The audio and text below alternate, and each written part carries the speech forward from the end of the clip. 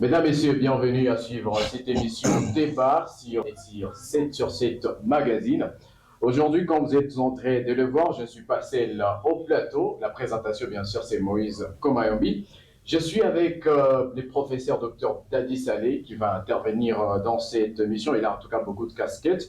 Nous aurons donc les plaisirs en tout cas d'avoir également sa façon de voir les choses selon les sujets qu'on va à débattre aujourd'hui. Nous sommes également avec Maître Bernard Mouloumba, qui va aussi, en tout cas, être avec nous tout au long de cette émission.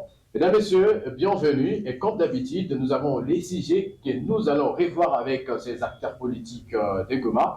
J'aimerais déjà commencer par la présentation. Maître Bernard, bonjour. Bonjour, monsieur le journaliste. Bonjour aussi, mon co-débatteur, le professeur Dadi Saleh. Très bien. Nous sommes très contents de vous savoir ici. Je vois que vous êtes de bonne humeur aujourd'hui et ça promet en tout cas de belles choses. Alors, si on vous demandait de vous décrire Maître Bernard Moulouma dans quelques secondes, quelle description vous pouvez faire de vous-même? Oui, Maître Bernard Mouloumba est avocat au barreau du Nord Kivu, en même temps le coordinateur adjoint de la DEFAT, Alliance démocrate fasciste. Il est aussi membre de Veritas, qui est un parti politique. Très bien. Il est au sein de l'ADEFAT, également membre du parti politique Veritas. Alors, je suis également avec le professeur Dr Dadi Saleh. Vous lui connaissez sûrement, mais il va aussi, comme la coutume, voilà, c'est d'écrire dans quelques secondes. Professeur, si vous devriez faire votre description, comment ça allait se passer? Pour l'instant, j'ajoute Mouzalendou, Oh, assumé, ok. 100%. Et nous sommes en train de promouvoir la philosophie Kujitegemea, Tomilu Kelatuso Sange Mosi, pour un changement radical, pour une révolution politique de notre nation, ainsi qu'une révolution culturelle. Je pense que là, ça peut être la vraie casquette pour l'instant, parce que le reste, franchement, n'est que superfuge si on n'arrive pas à sortir ces pays de l'humiliation. Et surtout, vous n'aimez pas en tout cas les histoires d'autorité morale, ça on va y revenir juste après. Sans problème. Très bien. Alors, nous avons quelques sujets que nous allons débattre tout au long de cette émission. Les premiers sujets, il s'agira bien sûr de la loi Tchani, la loi sur la congolité. Les deuxièmes sujets, on va retourner sur Nord Kivu avec cette affaire en toi qui est entrée de faire parler presque tout le monde. Dossier spoliation. Et récemment, d'abord hier, nous avons eu une déclaration des mouvements citoyens par rapport à ces dossiers. On aura également à toucher sur la mission de la force régionale, donc la mission de l'EAC ici en République démocratique du Congo. Alors, pour y aller rapidement, on va commencer avec notre premier sujet. Et il s'agit bien sûr des sujets liés, bien sûr, à la loi Tchani. Alors, je préfère pas commencer avec Maître Bernard, parce que tous ceux qui sont en train de regarder pensent vraiment que je vais commencer avec Bernard, puisqu'il est avocat. Monsieur professeur Dadi Saleh, Oui. pour vous, il y a la loi Tchani en tout cas. Beaucoup de gens sont en train de parler de cette loi dans toute la République, c'est-à-dire que c'est une loi qui préoccupe tout le monde. Alors, vous avez suivi tout le monde, les réactions de partout. Après toutes ces réactions que vous avez suivies, aujourd'hui, quelle est votre position par rapport à cette loi? Ma position reste la même. D'abord, ce n'est qu'une proposition de loi d'abord. Il n'y a pas encore de loi Tchani dans ce cadre-là et que tout Congolais peut passer par la procédure et faire une proposition de loi. Mais je comprends que les gens s'affolent tout simplement parce que effectivement c'est une proposition tendancieuse d'abord, mais c'est une proposition qui touche aussi une question de fond. Alors, la vraie difficulté pour l'analyse de cette proposition de loi, c'est parce que, premièrement, nous avons une très mauvaise classe politique, ça va, des autorités morales, et chacun ou bien certaines personnes se voient visées. Or, heureusement, nous avons un juriste, je ne suis pas, mais au moins nous savons qu'une proposition de loi ou bien une loi doit être impersonnelle. Donc, ça reste impersonnel et que personne ne peut prouver son caractère, entre guillemets, personnel, eh bien, ça doit remplir des questions de fond et de forme. Maintenant, je pense que Tchani, peut-être lui-même, présente un peu mal cette proposition de loi, n'est-ce pas? Mais cela étant, je pense que ça, son pesant d'or. Son pesant d'or, c'est que nous sommes dans une période où le président de la République l'a si bien dit, il y a un complot au niveau international, un complot au niveau régional et un complot au niveau interne. Là où nous pouvons bien dire sans honte que malheureusement, ça fait plus de 20 ans que nous sommes dans la balkanisation indirecte et qu'effectivement, nous voyons les velléités de certains pays et les Occidentaux de diviser la République démocratique du Congo, pour ne pas dire contrôler. Ce qui fait qu'ils mettent un peu trop de sillons, et nous les savons. Alors, avec ce que nous vivons, je pense que la loi Tchani, révisée, je précise, et ceux qui doivent réviser, c'est au Parlement, c'est pas grave. Et nous, et tout le monde peut donner des suggestions, mais cette loi, dans le fond, pas sur la question de forme, dans le fond, a son pesant d'or. Mais maintenant, c'est mal interprété tout simplement. Pourquoi? Parce qu'avec les autorités morales, il y a 2, 3, 4, 5 qui se voient visés et ça risquerait de bénéficier plutôt aux uns et aux autres. Vous voyez, là, ça s'appelle individualisation d'une loi. Or, la loi devait rester impersonnelle. C'est là où il y a quand même il y a deux angles par rapport à cette loi-là. Mais cela étant, moi, je souhaiterais, si vous voulez mon avis un peu direct sans philosophie, mon avis, c'est que cette loi soit révisée. Elle est importante, mais on peut y prendre des éléments importants et essayer d'atténuer un peu et avoir quand même un Congo qui doit être protégé. Parce qu'on ne peut pas laisser à des prérogatives d'un président et à un certain niveau. Et je vous rappelle qu'on a eu au moins une fois un chef d'état-major pendant 2 ans de la République démocratique du Congo, James Kabarebe, qui était rwandais. On a eu des vice-présidents, parfois on se pose des questions s'ils étaient congolais ou pas. Il faut dire les choses comme elles sont. Et on a eu parfois des DG, on a eu haute fonction, ça va, de personnes où on se pose des questions. Est-ce que si aujourd'hui le pays va mal, il n'y a pas aussi cette contribution de ces infiltrés, ça va, jusqu'au sommet parfois de l'État congolais. Donc la loi vaut la peine. Si je ne l'individualise pas et que nous pouvons rectifier, n'est-ce pas, certains points qui sont dedans pour permettre quand même à la grande partie des Congolais de se sentir à l'aise, il faut barricader notre maison. On ne peut pas laisser notre maison sans barricader, sans y mettre vraiment de fence. Comme on le dit, partout au monde, chaque pays, on a des nations où on te dit il faut que même le père du père soit aussi de père et de mère. Je précise encore une fois que la proposition de loi Tchani, au fond, ce n'est pas une nouvelle loi. Cette loi-là existait du temps de Mobutu. Ça va? C'était la loi de père et de mère. Donc Tchani n'a rien inventé dans le vrai sens du mot. Mais qu'effectivement, c'était bloqué en 2006, avec la constitution de 2006, je ne m'abuse. Mais il faut dire que la constitution de 2006, c'est une constitution de belligérance. S'il vous plaît. C'est une constitution de belligérance et que là, effectivement, il y a beaucoup de pièges. Vous vous rappelez qu'il y a un analyste scientifique qui a bien dit on a plus de 40 articles, notamment l'article 217 de notre constitution, qui sont des articles pièges pour la République démocratique du Congo. Moi, je vais même loin. On doit sortir de cette constitution de belligérance vers une constitution de développement. Ce qui fait que les gens qui ont changé cette constitution-là, ça va, savaient ce qu'ils étaient en train de faire. Et donc, on ne doit pas rester comme des petits gamins pensant qu'on doit individualiser parce qu'on pense que celui-là ne peut plus être candidat et celui-là. Protégeons notre nation plus que protéger les individus. C'est ça même notre philosophie Kouchitegemer. Et comme vous l'avez dit vous-même, sans autorité morale. C'est-à-dire que tout parti politique qui se respecte et regroupement, qui se sentirait lésé, n'est-ce pas? Mais cherche un autre candidat. Mais voilà, le problème c'est qu'on a des partis politiques où ce sont les autorités morales qu'on suit, plutôt que l'idéologie, un programme, ça fait difficile. On ne sait pas changer des candidats qui doivent respecter un peu le peuple congolais. C'est ça le vrai problème que nous avons. Ça fait couler d'encre et salive parce que les gens se focalisent vers les individus, ça va, plutôt que vers des valeurs d'un parti politique. C'est-à-dire le programme, pas un individu. Jamais d'autorité morale. Donc, je suis pour que quelqu'un puisse penser que je ne sais pas ce que j'ai dit, je suis pour la loi Tchani révisée.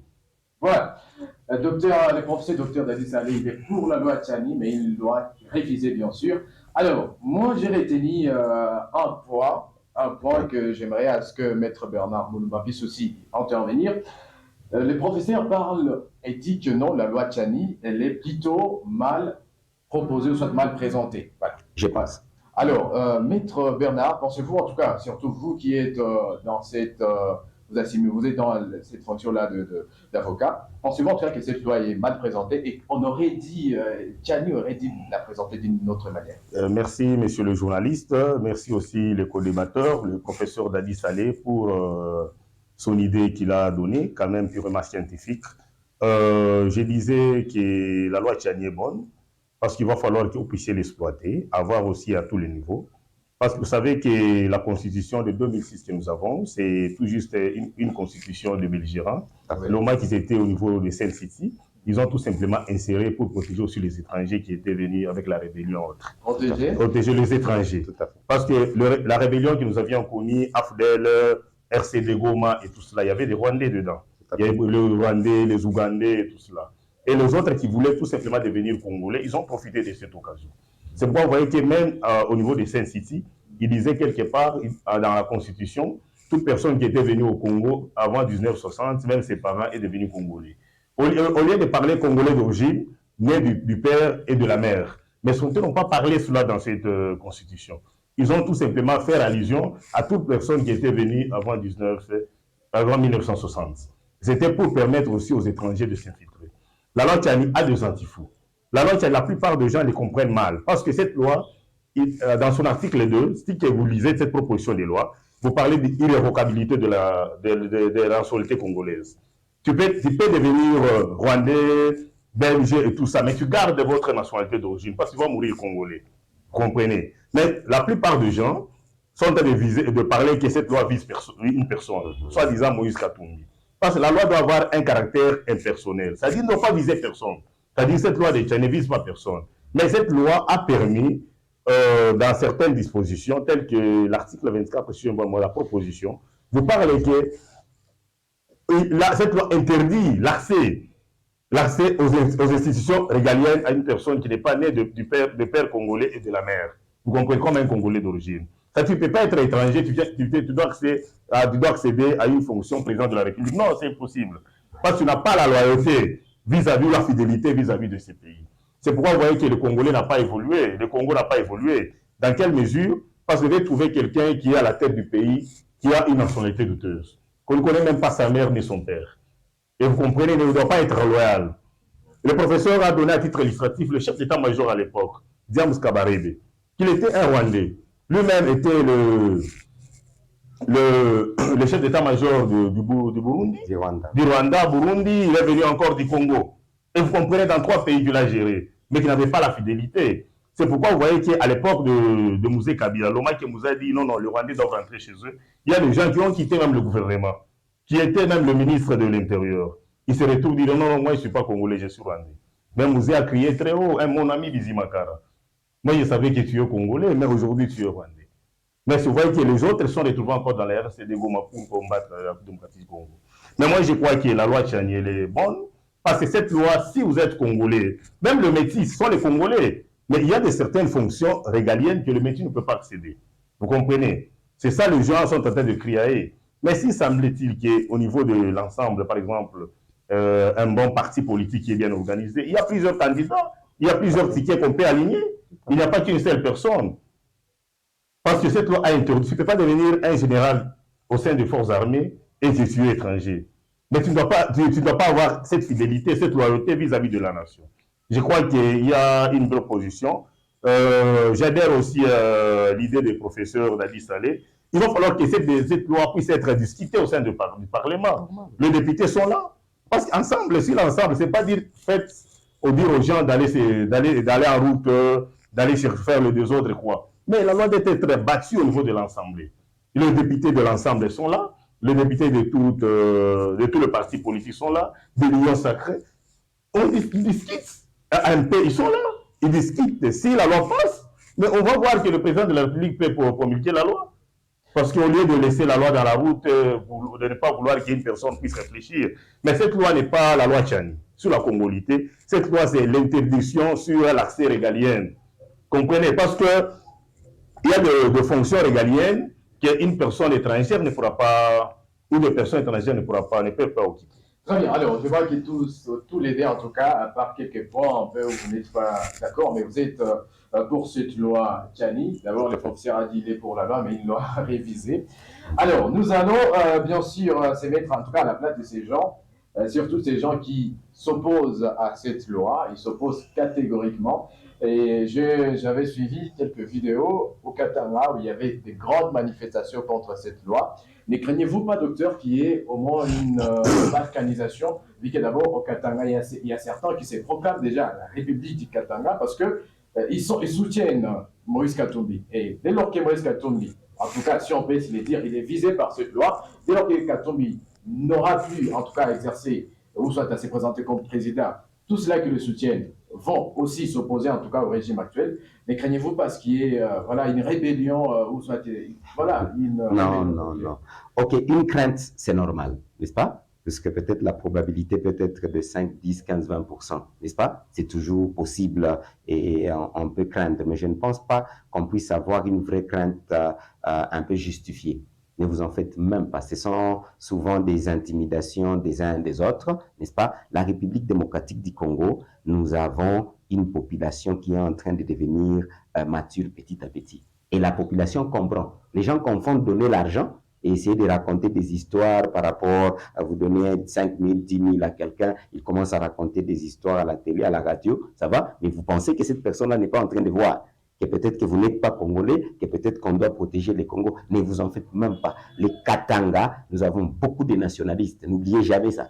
Au Katanga, on a énormément de nationalistes et qui ne peuvent pas, à cause d'un individu, qui qu'il soit, je vous précise. Si c'était à cause d'une réalité, vous me suivez, à cause d'une réalité où Kabila va donner à Moutou, là je serais d'accord. Mais tant que c'est la loi, comme je l'ai dit, elle est impersonnelle, ne vous en faites pas, il y aura les champs à bois, la caravane passe. Mais quand même, il faut traiter la question avec un peu plus d'agilité. Je voulais préciser, pour certaines personnes qui parlent un peu de discrimination, n'est-ce pas?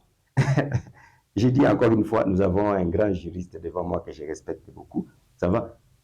Toutes les lois sont discriminatoires. C'est parmi les principes de base d'une loi. Vous ne pouvez pas avoir une loi où vous avez 100%, ça va, des gens qui sont d'accord. Ça ne serait pas vraiment une loi, je peux vous les garantir. Toutes les lois viennent des coutumes, viennent des us et coutumes, comme on dit. Ça vient toujours de quelque part et qu'il y a quelqu'un qui dit non, non, non, non, moi ça ne me regarde pas. Tenez par exemple, les gens pensent que c'est une blague, ce n'est pas une blague. Moi, je milite plus pour un peu finir la pauvreté en République démocratique du Congo. Pour l'instant, nous avons plus de 83% des gens qui vivent en deçà du seuil de pauvreté, c'est-à-dire avec moins de $2. C'est-à-dire pour atteindre $1000, franchement, c'est une catastrophe. Alors, pensez-vous qu'ici, celui-là veut être président de la République, il va avoir $100 000 où? Comment? Et faire un peu tout ce que nous voyons, un peu payer des cautions pour les candidats, et etc. Donc, c'est une discrimination déjà donnée par la loi. Mais je ne suis pas contre cette discrimination. C'est une discrimination quand même qui dit, si tu n'as pas $100 000, franchement, ne te présente pas comme candidat président. Donc, nous risquons d'interpréter ça comme étant, il faut seulement que ce soit les riches qui se présentent comme candidats président. Nous, les motards, nous, les gens de Don Bosco, qui venons de Don Bosco Ngangi, on ne pourra pas se présenter, surtout les gens qui ont volé. Parce qu'on le sait, les gens qui ont volé l'État, c'est encore ces gens-là seulement qui peuvent se présenter. Nous pouvons aussi aller dans la rue. Donc, il n'y a aucune loi, vous me comprenez? Bon, on vous demande d'avoir des diplômes. Eh bien oui, il faut avoir des diplômes, parce que la loi prévoit qu'il faut avoir des diplômes pour postuler à tel niveau et tel niveau. Il y a des différences là par rapport à la CENI. Ce n'est pas une discrimination. C'est vraiment une discrimination. Parce que si tu n'as pas fait l'école primaire, on te dit, papa, tu ne présentes, tu ne viens pas. Tu n'as aucune expérience professionnelle, 5 ans, tu ne présentes pas ta candidature. C'est une discrimination, c'est-à-dire ça exclut une catégorie de personnes. Aucune loi, l'exception ne fera que confirmer la règle pour les gens qui ne comprennent pas. D'abord, les choses scientifiquement, il faut qu'ils apprennent. On n'a aucune loi qui ne soit discriminatoire. Quand vous avez les gens des Nations Unies qui vous racontent n'importe quoi, non, la loi est discriminatoire, oui. Venez dire à tous les gens des Nations Unies de venir nous contredire ici, au plateau. Quelle est la loi qui n'est pas discriminatoire? Mais bien sûr, maintenant, on peut définir la discrimination. Or, ici, nous vous parlons aux États-Unis, ça va, Arnold Schwarzenegger ne pouvait pas postuler tout simplement parce qu'il n'était pas né, je pense, sur le sol américain. Tu es américain, mais tu n'es pas né sur le sol américain, même si tu es de père et de mère, tu ne postules pas. Qu'est-ce que vous voulez? Et pourtant, nous avons des gens qui naissent ailleurs. Ils ne peuvent pas postuler aux États-Unis comme président. C'est leur loi, ils sont libres. Qu'on nous laisse libres, s'il vous plaît. Il ne faut pas suivre ces gens des Nations Unies qui induisent les gens en erreur. Trouvez d'autres arguments. Vous comprenez? Nous devons barricader notre nation. S'il vous plaît, moi, professeur Dr Dadi Saleh, franchement, les individus ne m'intéressent pas. Quand vous commencez à parler de Katumbi, Kabila, Fachi, ça ne m'intéresse pas. Je suis en train de voir une nation en danger de balkanisation parce qu'il y a les Rwandais qui nous attaquent, il y a les néocolonialistes qui nous attaquent, il y a les Burundais, les Ougandais. Tous ces gens-là veulent se partager notre nation. Ça va? Et ils ont effectivement infiltré. Ils veulent diriger totalement notre nation. Alors vous voulez qu'on se laisse aller parce que quelqu'un pense que la loi parle de Katumbi. C'est quoi individualiser? Katumbi va mourir demain. Moi, je vais mourir demain. La République démocratique du Congo va rester. Donc on devait être quand même des patriotes. Des gens qui réfléchissent d'abord nation avant de réfléchir en individu. Comme je l'ai dit, ça va, il y a des articles dans la loi, et qu'effectivement, maître l'a si bien dit, beaucoup de gens ne disent pas. Ils pensent que dès qu'on parle de loi Tchani, ça va, c'est-à-dire Katumbi. Non, ça n'a rien à voir avec Katumbi. Ça barricade vraiment pour les positions régaliennes, n'est-ce pas? Ce n'est plus n'importe qui peut occuper des postes où nous pensons. Parce qu'il y a des gens qui racontent aussi une histoire. Oh non, vous savez, ceux qui étaient là, est-ce qu'ils ont été patriotes? Non, non, écoutez, si nous disons que nous avons eu une mauvaise classe politique depuis 1960 en grande partie, les exceptions ne font que confirmer la règle. Ça va? Donc, s'il vous plaît, ne nous donnez pas des exemples des gens, effectivement, qui ont tué cette nation. Vous parlez des gens, effectivement, qui n'ont pas mérité être là. Donc, la loi Tchani vient un peu barricader la nation pour que nous ne puissions pas... Nous avons un enfant, ça va de la maison, qui risquerait de détruire, parce que peut-être qu'il ne connaît pas, qu'un étranger qui détruirait. Non, c'est clair, papa. Tu es étranger, on n'a pas besoin de toi par rapport à certaines positions. Un pour entrer. Qui leur a dit mais maintenant que ces étrangers-là vont construire? Est-ce que vous ne connaissez pas l'histoire de ce qui s'est passé pour que nous puissions avoir l'histoire des Minembes aujourd'hui? Des Durkab qui venaient de je ne sais où? Qu'est-ce que ça nous a donné? Est-ce que vous ne connaissez pas des histoires, effectivement, où on a vendu jusque là où nous vous parlons? Nous avons totalement des contrats miniers léonais. Pourquoi? Est-ce que vous ne savez pas c'est à cause de qui? À cause de ces mêmes personnes-là. Parce que je vous ai dit, il y a un complot international, régional et national. Parce que nous avons effectivement des Congolais qui ont vendu cette nation au détriment du peuple congolais. Donc, je pense effectivement que si on devait suivre, quand on dit être candidat président, c'est quelqu'un qui doit refléter, n'est-ce pas, un peu des positions où il aime sa nation. Il n'est pas trop noir, il n'a pas volé dans 100 jours, il n'est pas impliqué dans la division du pays. Ce sont des conditions, je pense, qui existent, n'est-ce pas? Mais les gens ne les appliquent pas. Même si tu es Congolais de père et de mère, il y a quand même des conditions qui peuvent te faire tomber. Tu as été condamné, tu as été ADC, je pense c'est clair, hein? Tu as été condamné, c'est clair, tu ne peux pas te présenter. Donc, s'il vous plaît, je demande à tout le peuple congolais, parce que pour moi, je ne vais plus demander à ces autorités morales-là. Ces autorités morales, vous les savez, il y a une fois au Sénat et à l'Assemblée, eh bien, on avait constaté qu'une bonne partie avait des doubles nationalités. Maître peut nous dire comment la question a été traitée, parce que ces mêmes personnes n'ont été incapables de traiter la question. Parce qu'ils avaient beaucoup de députés. Non seulement beaucoup de députés et l'argent, mais la question n'a jamais été traitée sérieusement. Parce qu'effectivement, on était très infiltrés. Et pourtant, dès que tu es congolais, la loi pour l'instant, tu ne peux pas détenir des deux nationalités. C'est tout. Jusqu'à ce que ça change. J'espère que ça pourra changer, mais en attendant, c'était ça. Mais au fond, ça n'a jamais été mis en application comme il le faut. À cause des gens qui étaient infiltrés totalement au sommet de la nation, qui tous avaient des doubles nationalités. Vous comprenez? Donc, au fond, il y a des décisions qui doivent être pour l'intérêt du peuple congolais, s'il vous plaît. Nous sommes des voisins, nous nous aimons, on a eu des enfants ensemble, mais quand même, on doit être capable de protéger nos cultures et protéger notre maison.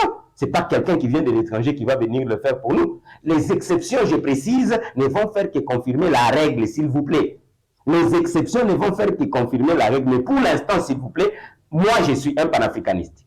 Assumé. Je suis pour les États-Unis d'Afrique. Vous le savez très bien. Mais je ne peux pas faire les États-Unis d'Afrique avec le régime rwandais pour l'instant, ni avec les Ougandais. Vous comprenez? Donc ce n'est pas parce que je suis pour les États-Unis d'Afrique que, ok, maintenant là, on entre tous dans l'Eastern African Community, comme si on est des gens qui ne réfléchissent pas. Voilà maintenant ce que c'est en train de nous faire. Je l'ai dit à vos micros, si je ne m'abuse, que c'était une erreur stratégique. Heureusement, il y a un vice-ministre qui vient de le dire aussi. Mais au fond, le président angolais l'a aussi répété. C'est qu'il faut qu'on se pose des questions. Qu'est-ce qu'on a au sommet de l'État? Est-ce qu'ils comprennent c'est quoi décision stratégique? Ici, nous parlons de la stratégie pour la nation. Nous ne parlons pas des individus. Nous ne parlons pas de petites histoires. Donc là, cette loi-là, pour moi, elle est hautement stratégique et que je pense qu'elle doit être votée, bien sûr, en rectifiant 2-3 petits trucs. Il n'y a pas de problème, mais elle est importante. Très bien, la loi, elle est tellement importante, c'est bien le professeur a dit ça allait, mais il faut qu'il y ait quelques petites rectifications. Alors, Maître Bernard, on va conclure ces sujets concernant bien sûr la loi Tchani. Qu'avez-vous à dire? Quelles sont les précisions que vous voulez apporter par rapport à ces sujets liés à la loi Tchani? Je disais que cette loi qui est impersonnelle ne vise pas personne. Ça, c'est de un. De deux aussi, cette loi doit beaucoup nous protéger aussi notre nation qui est la nation congolaise. Que le peuple congolais puisse aussi appuyer, aussi être d'accord avec cette proposition de loi, appuyer aussi le professeur Dr Tchani, Et cette loi n'est pas sur la congolité comme les rivalités qu'on disait comme en Côte d'Ivoire, mais cette loi vise tout simplement la protection des fonctions régaliennes, des fonctions de l'État, des fonctions régaliennes. Pour devenir Premier ministre, tu dois être congolais, président de la République congolais, ministre des Finances, ministre de l'Intérieur, ce sont parmi les fonctions régaliennes et autres. Mais ensuite, il va falloir que les gens comprennent que cette loi ne vise pas une catégorie de gens. Et c'est une loi qui est impersonnelle. Il y a, à titre d'exemple, j'ai vu quelque part dans les réseaux sociaux qu'on vise le métier. Non, on dit que tu peux être un métier, ton père est congolais, mais tu dois être métier. Tu dois être congolais. Mais ta nationalité congolaise est irrévocable. Mais tu ne dois pas accéder à des fonctions purement régaliennes, pas compte tenu de la loyauté et de la fidélité vis-à-vis de la nation. Mais tu peux être d'une mère congolaise, d'un père rwandais, mais tu es né au Congo et tu es devenu congolais. Mais tu ne peux pas accéder à des fonctions régaliennes. Et tu ne peux pas devenir un général ou un chef d'état-major au-dessus des forces armées. Et c'est la part loyale. C'est pourquoi, dans un titre d'exemple, que les gens pareils ne puissent pas accéder. C'est-à-dire que cette loi est une bonne loi. Je crois, sûr et certain, le peuple congolais doivent lire et comprendre la quintessence de cette loi. Que le politicien mal positionné ne puisse pas tromper le peuple congolais. Parce que je vois de certaines personnes, l'Église catholique est en train de vouloir nous faire échapper en disant que cette loi est inconstitutionnelle. Mais cette loi n'est pas inconstitutionnelle. Et toute loi doit avoir un caractère discriminatoire. Au Congo, ce n'est pas tout simplement Moïse Katumbi qui le dit, qui est métis. Il y a aussi Honorable Nazem Lubumbashi. Il est métis, mais il ne dit rien. Ils sont nombreux, ils sont là. Patrick Mbolo Bologna, il est métis, mais il ne dit rien. Mais quand même, vous comprendrez que cette loi sera une loi la plus belle pour la République démocratique du Congo, parce que le pays a tant souffert. Le pays a tant souffert, il y a eu beaucoup de fonctions qui a été gérées par les étrangers. Tu te souviens, ça n'a pas fait longtemps, il y a un DG de la SNEL, un certain Kayombo Loma, qui a été arrêté. C'est la République rwandaise qui disait que c'est un sujet rwandais qu'on doit le libérer. Et vous comprenez qu'il y a quelqu'un qui n'a pas été loyal. Il serait mieux que pour les fonctions régaliennes, il va falloir que les Congolais puissent gérer et puissent aussi assumer ces fonctions pour la loyauté et la fidélité vis-à-vis de la nation. Très bien. Pour la loyauté et pour la fidélité vis-à-vis de la nation, il faut vraiment que cette loi puisse passer. Alors, on va transiter directement à cet autre sujet. Et il s'agit bien sûr de l'affaire spoliation de l'espace public de l'État. Ça concerne en tout cas tout le monde. On se demande où étaient les autorités de l'État jusqu'à ce que ça arrive jusqu'à maintenant. Alors, professeur, vous avez aussi appris la nouvelle. Je ne sais pas si c'est la bonne ou la mauvaise nouvelle, comme tout le monde. Oui. Alors, vous mettez à ces leaders, à la place de ces leaders, quelle attitude on doit avoir quand il y a des choses comme ça qui se passent? Ça signifie que le pays est en faillite. C'est de ça qu'on veut parler, parce que nous ne devons pas seulement analyser les choses en aval, tout en félicitant le ministre des Affaires foncières, n'est-ce pas, qui, au moins, nous l'avons demandé depuis très longtemps, a pris une décision quand même courageuse de demander qu'on puisse arrêter les travaux et qu'on puisse annuler ou bien restituer un peu les titres, quel que soit le terme qui est utilisé. Oui, c'est vrai et c'est bon. Mais il faut noter que nous avons beaucoup des cas en face du gouvernorat, à litige, à Butembo, etc. Donc la situation est grave et gravissime. La maison qu'on appelle effectivement de Mzee Kanya, ça va, etc. Il y a tellement de cas. Moi-même déjà en face de l'Osakaf, il y avait un terrain, n'est-ce pas, où on devait ériger des terrains de basketball ou bien espace pour le public, mais c'est parti depuis très longtemps, ça va. Donc au fond, on a tellement de cas, mais la vraie question à se poser, c'est quoi? Sans pour autant indexer qui que ce soit. Si nous sommes une nation, c'est-à-dire on doit avoir des responsables. Pour moi, j'attends qu'on arrête toute une succession de gens, apparemment même certains ministres. Voilà ce que j'attends. Qui a signé? Qui a donné ces autorisations? Qui a fait en sorte qu'il y ait spoliation? Il ne suffit pas d'arranger la situation et c'est fini. Il implique de punir. Heureusement, nous avons un juriste. Parce que si la loi ne s'applique pas, alors tous les malfrats continueront à s'amuser. Dès qu'on ne les attrape pas, ils continuent à faire la même chose. Pour moi, au haut niveau, on a encore chargé les conservateurs, n'est-ce pas? Pour l'exécution. Où étaient les conservateurs quand on avait octroyé effectivement ces titres? Toute la commission qui était là, ça va? toute cette commission, en grande partie donnée par le gouverneur pour un travail, ça va, 48 heures, je me suis dit, bon, ça c'est une petite farce, mais bon, ok, c'est positif quand même de toutes les façons. Si vous devez faire un grand travail, ça va, où vous n'avez aucun document, je m'imagine si les chefs de division du transport avaient tous les éléments avec lui, je ne pense pas. Il fallait qu'il puisse se documenter et avoir les éléments. Est-ce que dans 48 heures, il était apte à avoir tous les éléments? Je ne pense pas. Donc, je vois que c'est un peu comme si on traite les dossiers avec trop de légèreté. Félicitations au ministre à cette décision par rapport à Muchanga. Kichanga, ça va, je suis d'accord. Mais les autres dossiers, où est-ce qu'on allait? On a besoin que tous les responsables qui pilleraient, ça va, la République démocratique du Congo, qui signeraient indûment des documents engageant la République démocratique du Congo, non seulement ils doivent être arrêtés, ils doivent rembourser et ils doivent vraiment subir de peine par rapport à la loi congolaise. Donc là, franchement, s'il n'y a pas de grandes têtes qui sont arrêtées, monsieur l'avocat, parce que c'est vous l'avocat, les juristes, franchement, je pense que ça sera juste une farce de plus. Et pourtant, c'est quand même une bonne chose. Nous dénonçons cela avec beaucoup de gens depuis très longtemps. Et que, par exemple, le Mongoma. Depuis quand nous dénonçons le cas du Mongoma, moi, je suis né, ça va? J'ai grandi là au Mongoma, je sais, cette parcelle n'existait pas, cette parcelle n'existait pas. Maintenant, les gens construisent presque partout. Quand le cas a commencé, ça va, du côté nord, sud, est, ouest, ça va, de Mongoma, mais jusque-là, il n'y a pas de suivi. On se pose même des questions. Où est-ce qu'on allait? On a coupé et découpé les Mongoma pour construire des maisons. Qui a coupé et découpé? Maintenant, on construit au-dessus de Mongoma. Excusez-moi, même la RTNC. La RTNC est où? Est-ce que c'est là où ça devait être? Parce qu'on devait considérer que Mongoma, pour les environnementalistes, devait être presque... C'est tout ce qu'on a comme colline à Goma. Ça devait être protégé. Je pense que c'est ça le cas. Mais là, même l'État congolais lui-même construit n'importe comment. C'est là où je dis l'État a failli. Il y a une irresponsabilité totale. Quand je vous dis on doit refonder la nation congolaise, parce qu'en fin de compte, des choses sérieuses, on commence à les prendre comme une blague. Qui n'est pas... Écoutez, les cercles sportifs, moi je connais. Toutes ces maisons-là sont sorties d'où? J'ai dit toutes ces maisons à côté du cercle sportif sont sorties d'où? Parce que tout cet endroit-là était considéré comme effectivement Mongoma, et il n'y avait que le cercle sportif, bien sûr, pour morceler. Ça devait être l'État congolais. Qui a donné les autorisations? Pourquoi est-ce qu'il n'est pas arrêté? Alors, ça, c'est grave. Mais c'est grave, je sais que je vous dis.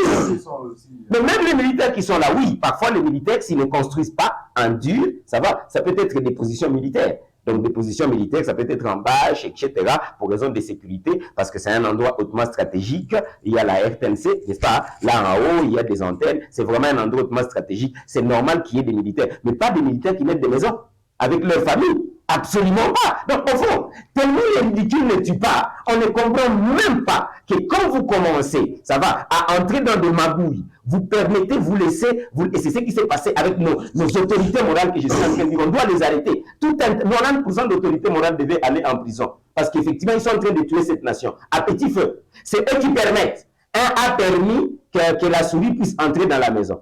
L'autre a permis que le petit serpent entre dans la maison. Il oublie que le petit serpent grandit. Le petit serpent grandit. Il a dit non, non, c'est un petit serpent, on sait le contrôler. Vous savez contrôler un serpent dans la maison? Vous. Et voilà, maintenant on a des gros serpents, ça va, qui ont des positions, qui ont les moyens. Excusez-moi de citer par exemple mon gars Chouchou. Je suis libre, je suis un Congolais libre, n'est-ce pas? Excusez-moi un peu de laisser. On a maintenant des gens, ils deviennent un peu incontournables, plein d'argent et tout le reste que vous ne savez même pas contrôler par rapport à la nation congolaise. S'il vous plaît, je ne suis pas tribaliste, mais je suis quelqu'un qui dit des vérités. Nous avons des communautés qui doivent tout faire, que j'apprécie bien, mais qui doivent tout faire pour qu'ils ne soient pas être indexés comme des étrangers. Si vous voulez être Congolais, soyez des Congolais .1. Ne soyez pas des Rwandais, des Ougandais, des Tanzaniens, des Américains et des Congolais. Et que vous vous battez contre les intérêts du peuple congolais. Exemple bien M23. Ça va, c'est lui qui se bat pour le M23. Est-ce que ce général ou bien colonel retournera encore une fois ici et nous dire qu'il est Congolais? Il est Congolais en quoi? Il se bat contre les intérêts du Rwanda et contre les intérêts totalement qui ne sont pas du Congo. Non, mais on a des politiciens, excusez-moi, la plupart des fois que j'appelle autorité morale, qui ne savent pas mettre les choses au clair. C'est noir, c'est blanc, s'il vous plaît. Je n'ai pas de problème avec des Tutsis. Quand j'arrive à Kigali, je suis chez moi. J'ai grandi avec mes amis ici. Il n'y a pas de problème personnel. Nous avons un problème avec une politique d'un gouvernement et des gens, effectivement, qui nous envahissent. les Ougandais. Là, ce sont les Kenyans qui sont en train de prendre maintenant presque tous les secteurs, banques, etc. Et ils sont en train de s'installer. On en a déjà assez avec les Libanais et tous ces gens-là. Non, on doit se protéger quand même. Ça s'appelle le minimum de protectionnisme. Donc, j'ai dit ceci. Est-ce que vous savez, messieurs les journalistes, que là, au plateau, au niveau du plateau, il y a un grand dossier, ça va, par rapport à la spoliation en masse. Et nous pensons que c'est le Rwanda qui est en train d'acheter toutes ces terres-là. Ah, à Beni, vous vous rappellerez qu'il y a un gouverneur, ça va, je ne cite pas le nom, qui avait interdit que les bus ne puissent aller là-bas. Mais nous le savons. La société civile a donné ces données-là et nous-mêmes, nous avons documenté. Il y a des gens qui chassent des Congolais pour installer d'autres populations. Et déjà, même ici à Nyiragongo, ça a été signalé. Donc, s'il vous plaît, est-ce qu'on peut avoir des dirigeants intelligents qui pensent que nous ne sommes pas dans un jeu d'enfants? Il y a d'autres personnes qui établissent des grandes stratégies. Petit à petit, 5 ans, 10 ans, ils auront occupé tous les massifs. Petit à petit, 5 ans, 10 ans, ils auront occupé ceci, cela. Même à côté de Kinshasa. Et vous êtes en train de rêver, je vais être président ou les autorités morales, c'est moi l'enfant de Lubero, c'est moi l'enfant de Beni, et vous laissez votre pays être vendu de la sorte. Donc, il faut un peu, c'est ce que j'appelle l'intelligence déconstructive. On a une capacité de ces autorités morales-là, ils ont une petite capacité de réflexion stratégique. Excusez-moi. Ils ne réfléchissent que le présent. Et c'est ce qu'ils appellent pragmatique. Parce que tu es ministre, parce que tu es député, tu penses effectivement que tu es intelligent. Donc je pense effectivement que vous avez compris que la question est plus grande que ce que nous sommes en train de dire. Là, au plateau, il y a des terres et des terres qui sont déjà parties. J'espère qu'on va les récupérer. À Beni Territoire, en grande partie, on a ces dossiers-là des hectares et des hectares qui sont déjà partis. Je vous confirme qu'on a des terres occupées déjà par des étrangers ici à Nyiragongo. Vous montez un peu, où il y a des peuples qui sont venus, on ne sait même pas ils sont venus d'où. Et ils sont en train d'occuper des terres. Non, s'il vous plaît, soyons quand même un peu plus intelligents. Ne nous battons pas pour des petits riens. Ça va, parce que vous voulez vendre à je ne sais qui là, une petite parcelle devant le gouvernorat et vous ne vous occupez pas de la grande spoliation. Vous avez compris? Donc la spoliation a des dimensions. Ce que nous sommes en train de voir ici, ça ce sont pour moi des petites spoliations. Ça va, qu'on peut encore un peu contrôler. Mais les vraies spoliations, ce sont des spoliations où il y a des peuples et des peuples qui sont en train d'être décimés, hein, qui sont en train d'être dispersés pour installer d'autres peuples. Où sont effectivement ces autorités-là? J'aimerais que ce soit le vrai dossier, pas les quelques mètres ici dans la ville où c'est toujours important. Mais faites attention. Pourquoi je fustige ces points-là? Parce que ce sont ces mêmes personnalités-là, ces mêmes ministres, ces mêmes députés, ces mêmes effectivement autorités, parce qu'on ne peut pas quand même acquérir la terre en République démocratique du Congo sans passer par l'un d'eux. Ça, je peux vous l'assurer automatiquement. Donc, c'est dangereux d'avoir des autorités. Je pense que la loi Tchani devait penser aussi à ça. Je pense qu'on devait inclure, on vous attrape dans quelque chose comme ça, vous avez 50 ans de prison, ou bien vous allez à la guillotine.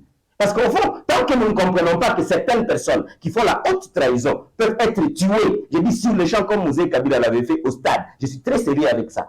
On continuera à blaguer. C'est la raison pour laquelle j'aime la force de la justice. Mais quand même, quand la justice est juste, pas une justice qui invente des choses, nous vous attrapons, vous avez trahi la nation, vous allez au stade balle, pot. On tire sur vous. Vous allez voir qui va continuer à faire ces petites bêtises que les gens sont en train de penser que ce sont des petits rires.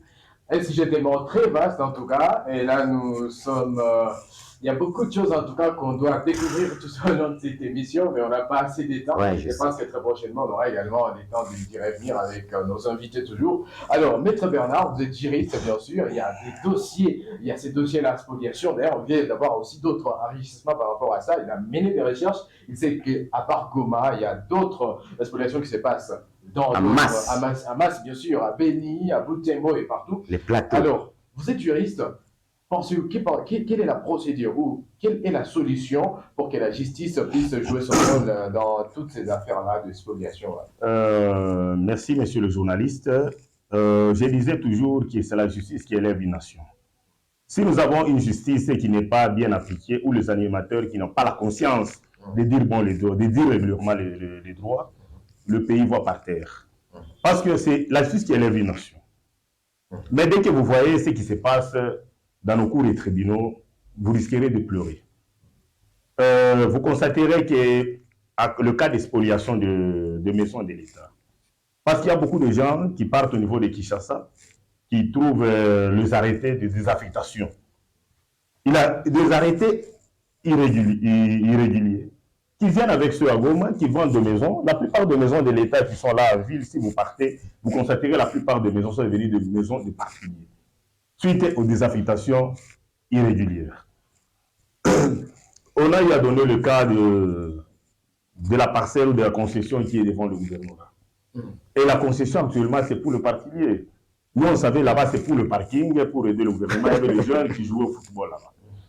Il y a des arrêtés, soit signés par les autorités, ou soit des affectations. Il y a eu le JR à l'époque qui se sont opposés de cette affaire. Ils avaient été tabassés à mort. Il y avait des pleurs, des images dans les réseaux sociaux. Le pays voit où? Parce que si la plupart des gens n'ont pas la conscience, ce n'est pas le président de la République qui va quitter Kinshasa pour... Et quelle est la volonté du chef de l'État? Vous, je suppose que quand vous êtes de la défense, vous devez en tout cas avoir au moins l'idéologie qu'incarne le chef de l'État. Le chef de l'État a tout fait pour mettre le magistrat dans de bonnes conditions. Le dernier de magistrat, un substitut vous touche $1000. Le premier substitut vous touche $2200. Et les autres, en dépend de leur grade. Mais la justice ne change pas. Il va falloir qu'il y ait une justice équitable, une justice transitionnelle. Vous savez, le problème, c'est quoi? Je peux vous dire ce que l'autorité morale, honorable Jean-Louis Kalamba, a toujours dit. Il faut prendre le gens intègre. Lui a une idéologie pana-africaniste. Il est très nationaliste. Il faut aussi les gens intègres, la conscience. Parce que si on prend quelqu'un...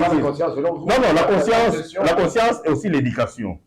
On peut dire aujourd'hui, M. Moïse a fait le droit en tenant par l'ordonnance présidentielle un magistrat. Mais vous vous revenez, vous êtes magistrat, vous n'avez pas la conscience. Si vous n'avez pas la conscience, vous devez rendre la justice comment? Donc, la justice qui est rendue par de certains magistrats aujourd'hui, peut-être, je dis par exemple Guillemé, suite à une corruption. Il y a une veuve. Vous savez que tel que je suis le conseiller de la fondation Maître Bernard Moulumba et du club Maître Bernard Moulumba, qui est là pour... la fondation Bernard Moulumba, qui est là pour assister les veuves et les orphelins. Il y a une dame orpheline, il y a une dame veuve, il y a les enfants orphelins qui n'ont pas de moyens d'engager la justice. Peut-être que l'engage la justice, ils arrivent à un certain moment, le juge le demande, donne-moi de l'argent pour qu'il se rende une décision. Est-ce que le juge là a une conscience? C'est ça que nous disons. Il va falloir qu'il y ait... Dans d'autres pays, la justice fonctionne de cette manière. La justice ne fonctionne pas de cette manière. Le président de la République s'est impliqué à tout. Le moment qu'il est devenu, qu'il a accédé au pouvoir, il y a eu quand même des gens qui avaient peur. Mais actuellement, ce n'est pas ça. Là, vous voyez la plupart des décisions. Je peux vous donner le cas des foyers sociaux. Foyer social ici, avec les dossiers qu'on appelle Fondation Mobutu, il y a de certains groupes de gens qui viennent avec un statut, soi-disant que nous sommes de la Fondation Mobutu, avec un jugement de l'association Mobutu, avec la Fondation, ils mettent le méli-mélo, mais ils ont obtenu une décision judiciaire au niveau des foyers sociaux. Foyer social, c'est là, bon, c'est pour l'intérêt général, à l'office. Il y a une décision là, qui est du foyer social, qui est là, et cette décision qui a déguerpi le foyer social. Le foyer social qui a été en tout cas beaucoup... Il y a un certificat d'enregistrement. Le certificat, suite aux autorités provinciales, parce qu'ils ont écrit au conservateur des titres immobiliers, le conservateur a annulé un certificat par une correspondance d'une autorité. Voilà comprendre à quel niveau que le pays est en train d'évoluer. C'est pourquoi même, je vois que même le ministre, la dame vice-premier ministre et ministre de la Justice, qui était accompagné avec le ministre de l'Industrie, qui sont venus à Goma pour voir les problèmes de spoliation. Aussi, il y a une équipe de l'inspection générale de justice qui est venue. Mais je crois qu'ils doivent faire le travail avec la société civile, avec les gens capables de démontrer tous les éléments. Parce que les parcelles de l'État, toutes les parcelles sont vendues. La plupart de l'État, les agents de l'État, dès que vous regardez des parcelles qui étaient pour le magistrat à côté de PSG et de l'autre, toutes les parcelles sont devenues des parcelles de particuliers, suite aux désaffectations irrégulières. C'est pourquoi l'État congolais... Comment ça se passe, les affectations irrégulières? La plupart. Parce que vous savez que même le ministre de l'urbanisme qui délivre les affectations, il ne peut pas tout simplement délivrer les affectations comme ça, ou un individu qui vient dans la province Nord Kivu avec une affectation d'un immeuble de l'État. Le gouverneur, il vient au gouvernorat. Le gouverneur de la province, non, cet immeuble est déjà désaffecté. Mais il faut vérifier à Kinshasa, dans les archives. La plupart dans les archives, il y a les immeubles de l'État qui n'ont pas été aliénés et qui n'ont pas été désaffectés. Parce qu'on dit qu'un bien de l'État ne peut pas être aliéné par quelque individu que ce soit. Mais dès que vous regardez avec des affectations irrégulières, les biens de l'État sont devenus des biens de particuliers aujourd'hui construits dans de bons immeubles et tout ça. Et vous considérez que ça pose un problème. C'est pourquoi je disais que même la commission qu'on a eu à mettre, bon, j'ai dit, je souhaite la bonne chance à la commission, mais cette commission vraiment doit faire un grand travail. Parce que les maisons de l'État soient vendues. Mais il y a aussi ce qui se passe aussi, c'est la justice qui ne vient pas de l'État congolais. J'ai vu Honorable G. Koko Akriae, quelqu'un qui a été condamné à 5 ans, on le retrouve encore dans le bureau. Voilà cette justice-là. Mais vous voyez que le président de la République ne peut pas être partout. L'homme doit changer la mentalité. L'homme doit être l'homme intègre. Intègre. Éducatif. Et l'homme là qui doit rendre une décision, doit être une personne juste et honnête, et être impartial. Mais si il s'avérait qu'on condamne aujourd'hui quelqu'un, demain on le trouve à l'extérieur, mais quel sera le sort de la justice? Quel sera le sort de la société? Et la société sera toujours par terre. C'est pourquoi je demanderai aux autorités à tous les niveaux de s'impliquer aussi, surtout au niveau de la justice. Si notre justice n'a pas changé, le pays ne pourra pas évoluer. Le président de la République a la bonne foi. Il est en train de se battre jour et nuit pour le Congo. Mais le Congo est aussi, ce qui pose aussi un problème au sein de la justice, c'est la sanction. Parce que lorsque le magistrat commet des bavures qui ne sont pas sanctionnés au niveau de la chambre disciplinaire, on le voit parce qu'il est en train de jouer aussi avec le père. C'est pourquoi, si Dieu nous prête vie, un jour que je me retrouve dans de grandes institutions comme l'Assemblée, je proposerai des lois, à soit que le magistrat ne soit pas être jugé par ses pairs. On prend le magistrat retraité, aussi les anciens avocats retraités, qui ont déjà exercé pendant plus de 15 ans. On les met ainsi aussi les professeurs d'université, qui ont la capacité de voir les choses qui soient neutres, pour sanctionner aussi le magistrat. En soit que les choses doivent bien aller. Et là, déjà, vous nous mettez au parfait, en tout cas, de votre projet. Hein. Alors, professeur Dr Dani Saleh, nous allons transiter à cet autre sujet qui va nous prendre ne serait-ce que quelques 5 minutes pour conclure cette émission. On a vraiment retenu, je vous jure très bien que celui qui est en train de nous suivre maintenant, il a retenu en tout cas des choses très importantes. Alors, avec votre attitude, professeur, il y a déjà la force de l'EAC, le mandat qui a expiré en février, bien sûr, de cette année, mais il y a eu une réunion qui s'est tenue à Kinshasa avec le gouvernement. Il y a eu encore renouvellement, bien sûr, de ces mandats de l'EAC. Il y a beaucoup de choses qui se passent et qu'on ne comprend pas. Il n'y a pas de consultation, il n'y a pas de quoi. Selon vous, voilà, c'est toujours la question qu'on pose. Les bilans, ou si vous évaluez l'EAC, quelle est votre, en tout cas, façon de voir les choses? Bilan zéro. Parmi les plus grandes décisions, les plus grandes mauvaises décisions stratégiques, les chefs de l'État... Avant, je précise quelque chose. Il y a la force de l'EAC en général, mais il y a quand même d'autres, ces armées-là, ces pays-là, qui se démarquent. Hein. Par exemple, il y a des éloges que nous sommes en train de recevoir. S'il vous plaît, faites attention. C'est la même erreur où on a certaines personnes qui font des éloges vers Beni, etc., à l'armée ougandaise, à Ituri. Ça va? Au fond, une réflexion stratégique, ok, a des implications à court, moyen et long terme. C'est un peu comme un voleur. Un voleur peut venir dans votre maison. Bien sûr, un voleur politique ou bien stratégique, il ne vient pas disant qu'il est voleur. Il va vous donner des bonbons, il va même nettoyer la maison pour vous, pour bien vous voler, donc ne vous en faites même pas. Vous me parlez des petites actions en passant. Parce qu'il faut bien noter que le Sud Kivu, curieusement, selon les statistiques, a plus de rébellions que le Nord Kivu. Ça, je ne savais pas. Je venais de l'apprendre il y a peu. Maintenant, on est parti, on est sorti de plus de 150 groupes armés à plus ou moins 250 groupes armés. C'est là où je vous dis, nous sommes dans les ridicules, dans l'humiliation. La force de l'Eastern African Community vient corroborer la thèse de l'incapacité de l'État congolais à prendre des grandes décisions, de l'incapacité d'un leadership un peu fort, un leadership qui doit rompre le cercle vicieux vers un cercle vertueux. On a des leaders jusque-là qui ont peur, qui comprennent. Je sens que, par exemple, le président semble comprendre, mais il prend de petites décisions, pas de grandes décisions. Comme nous parlons de l'Eastern African Community, pourquoi exiger la démission du général kenyan? Il a démissionné, c'est bien. Le président a montré un peu son petit poids.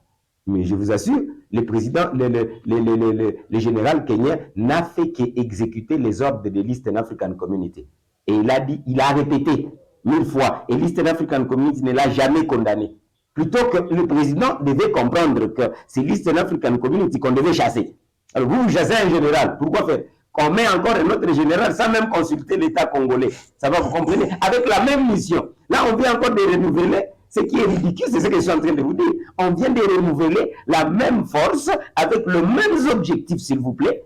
Ça n'a pas changé. Alors pourquoi est-ce qu'on a changé ces généraux? Il vous a très bien dit. Ils sont venus là pour. Ils ne vont pas se battre contre les M23. Absolument pas. Ils voient un peu comment vous allez négocier.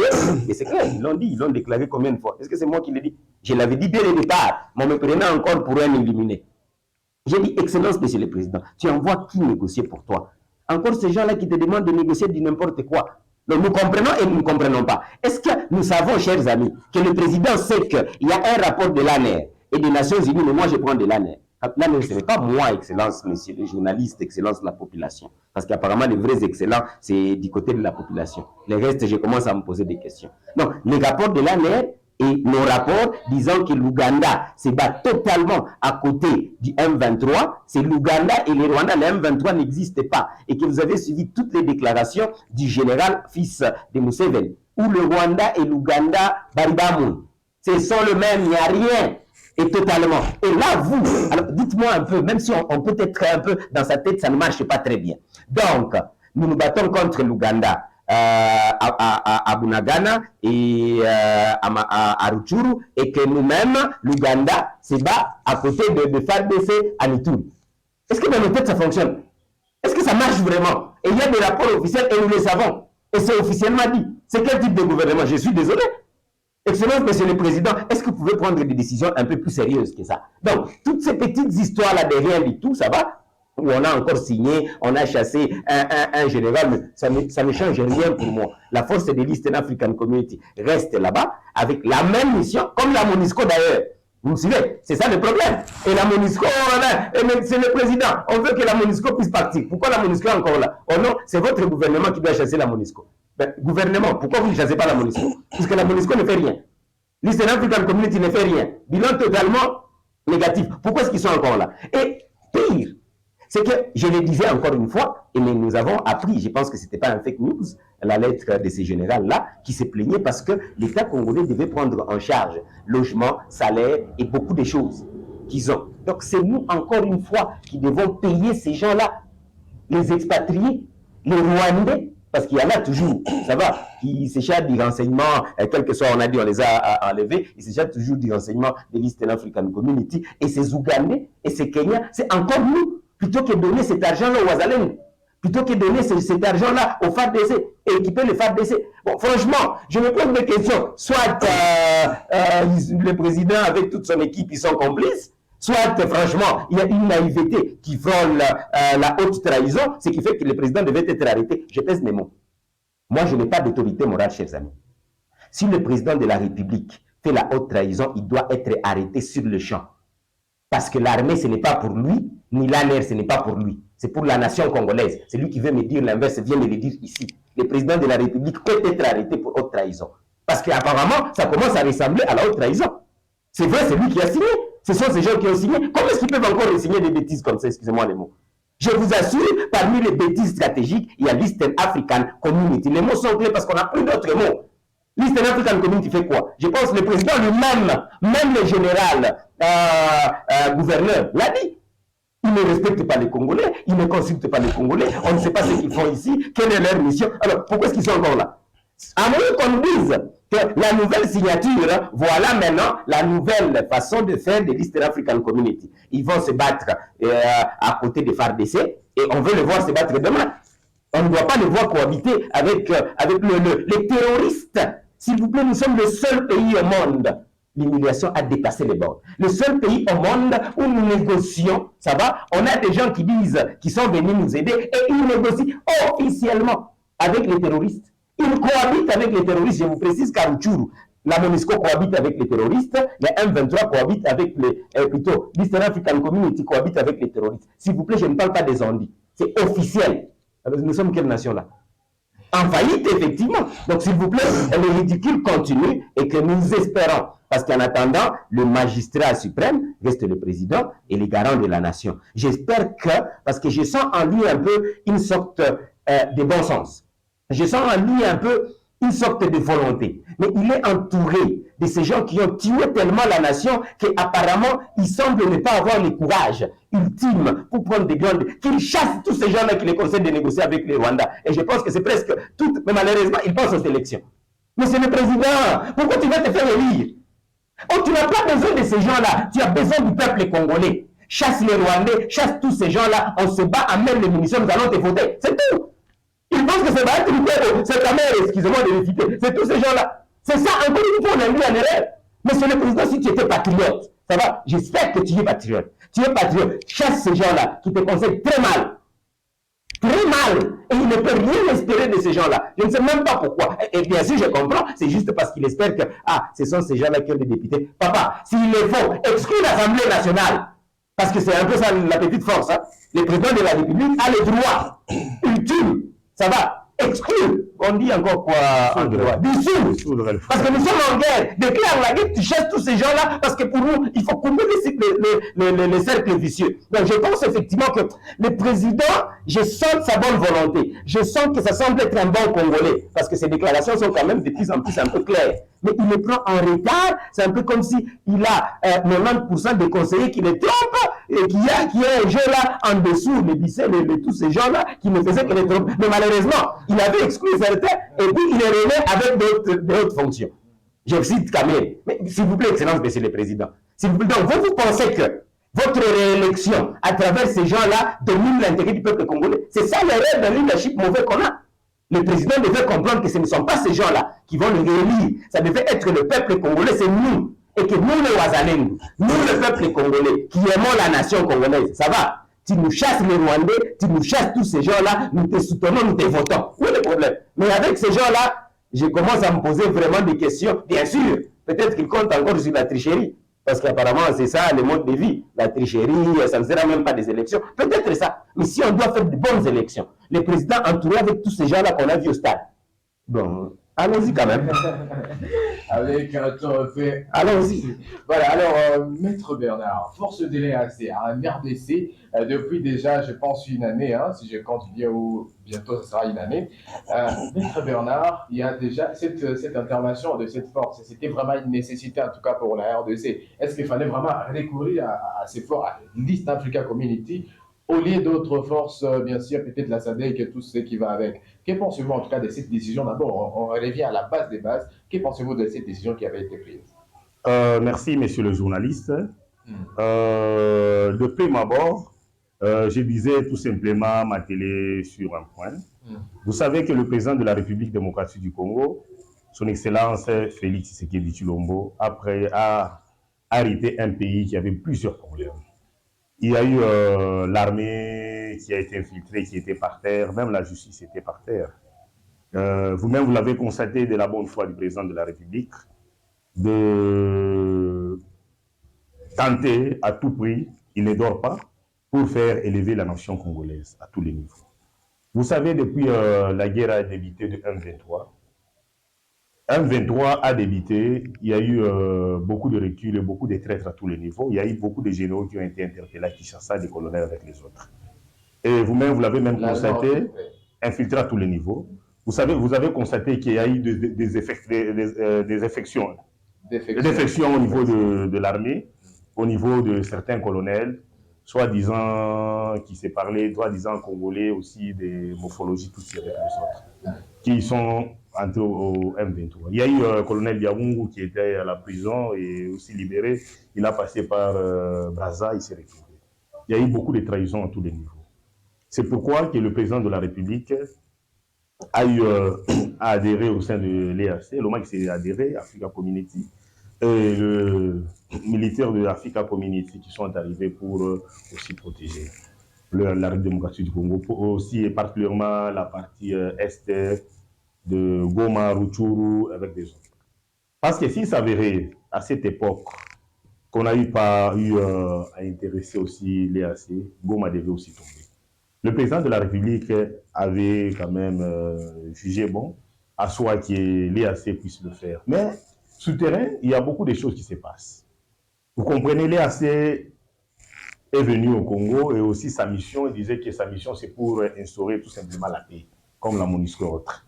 Mais normalement, il devait avoir aussi une mission offensive, aussi à l'attaque, pour permettre aussi de neutraliser les terroristes M23. Mais c'est ce qu'il n'a pas fait sous terrain. Mais le départ du général de l'ERC, ce n'est pas une solution pour moi, parce qu'on devait tout simplement réévaluer la mission de l'ERC, voire aussi changer leur mode tactique et le mode de travail, pour permettre aussi aux FARDC de travailler régulièrement. Parce qu'ils devaient travailler conjointement avec les forces armées de la démocratie du Congo, pour nous permettre aussi de faire mettre à genoux le M23. Mais s'il s'avérait qu'ils sont là, qui parlent de missions de maintien de la paix comme la MONUSCO autre, je crois que ça ne doit pas évoluer. Je crois qu'il est temps, même le mandat a été renouvelé, qu'il est temps, le président de la République, avec toute son équipe, avec les conseillers, de vous revoir aussi avec l'EAC, de voir aussi la mission de l'EAC au Congo. Mais s'il s'avérait que la mission n'est pas bonne, c'est au président de la République de décider pour l'intérêt du peuple congolais afin que l'EAC puisse partir. Mais j'estime, il y a eu beaucoup de trahisons, il y a eu la voix du président de la République, les gens ont entendu sa voix, qui disait que la nation fait partir. Parce que déjà, une balkanisation qui ne dit pas son mot, depuis longtemps que la République démocratique du Congo a connu, cela presque plus de 20 ans, qui laisse du pays devenir comme une forêt dense, que tout le monde pourra danser, qui pourra faire de n'importe quoi. Et il y a eu les jeunes qui sont partis au sein de forces armées, qui sont dans la formation autre. Peut-être avec ce gène-là, notre armée sera aussi très forte afin de mettre à genoux le M23. Mais qu'il a encore temps de structurer l'armée. Vous savez, notre problème, c'est comment? Il y a un grand problème au niveau des forces armées aussi dans la province Nord Kivu. À l'époque, on a eu tous, on était à l'écoute, disant que tous les militaires qui sont au Nord Kivu, les anciens militaires, sont partis dans d'autres provinces. Mais le même militaire, là, la plupart des officiers, ils sont toujours au Nord Kivu. Ça pose aussi un problème. Quelqu'un qui est au Nord Kivu, qui était là à l'époque de RCD Goma, Afdel, tout ça, on ne l'a jamais mité. Qui se retrouve à Goma, qui se retrouve à Beni, qui se retrouve à Butembo, et que lui-même, le militaire, est ici.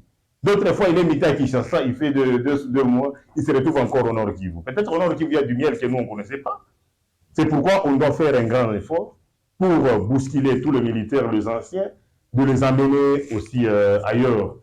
Vous savez que le général Baouma avait gagné la guerre. C'était tout juste parce qu'il avait dit que le militaire qui dirait, entre guillemets, suspect, qui du reste qui ne sont pas loyaux. C'est pourquoi la loi Tchani est très importante. Tout le monde était derrière. On a fait avancer le militaire qui était loyal. Vous voyez que le M23 n'avait pas résisté. À ce qui paie à son âme le général Baouma, qui est parti trop vite à cause de la nation. Et le général Mamadou. Donc, les gens se sont sacrifiés. Parce que le problème qui est là, au niveau de forces armées, nous avons une bonne armée au niveau du monde. Et aussi en Afrique, nous pouvons être le 8e, si j'ai une bonne mémoire. Mais le problème pour nous, c'est le problème de la trahison. Les militaires qui ne sont pas loyaux, qui sont devenus le généraux et tout ça. Bon, je vois que vous-même, vous avez constaté le mandat de 18 ans, il a abîmé l'armée. Moussé Kabila avait bien débité. Et vous constaterez qu'avec de Joseph Kabila, il y a eu mixage, il y a eu quoi que ce soit, il y a eu un régiment. On donnait tout simplement aux militaires qui ne sont pas loyaux de grade. C'est ce qui nous a permis qu'aujourd'hui, que l'armée est à genoux.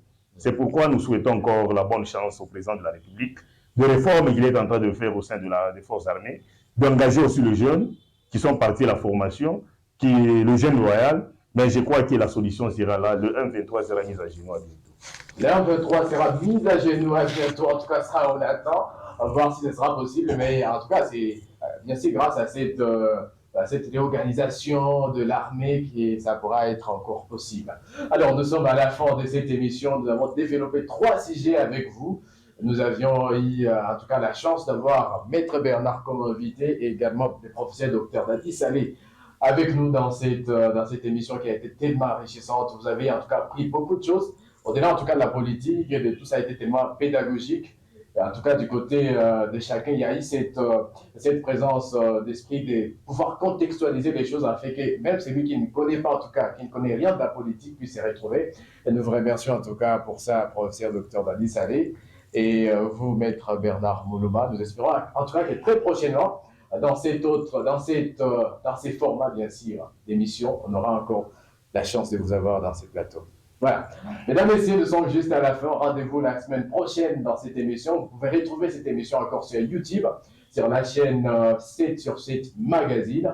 Vous allez la retrouver à partir de ce soir pour encore, bien sûr, découvrir des choses. Peut-être là, vous avez raté, vous allez encore suivre ça aujourd'hui. Bye bye.